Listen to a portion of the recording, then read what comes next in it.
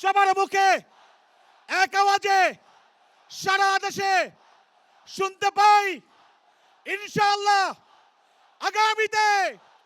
আগামীতে নির্বাচনে জয়ী হবে ডান পাশে, সামনে, বাম পাশে, পিছনে, সর্বত্র এক আওয়াজে হাত পাখা।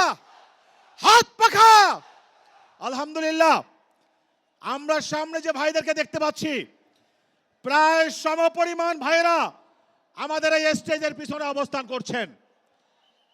ইতিমধ্যে যারা স্টেজে এসেছেন এই মুহূর্তে আমরা তাদের থেকে যে সংবাদ পেয়েছি, শাহবাগ চত্বর থেকে শুরু করে মৎস্য ভবন পেরিয়ে প্রেস ক্লাব পর্যন্ত আজকের এই সমাবেশের সীমানা ছড়িয়ে গেছে।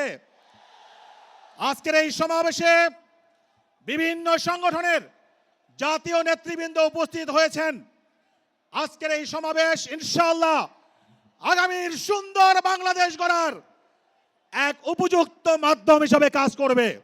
সংগ্রামী বন্ধুগণ, এখন আপনাদের সামনে বক্তব্য রাখবেন 24-এর গণ অভ্যুত্থানের সাহসী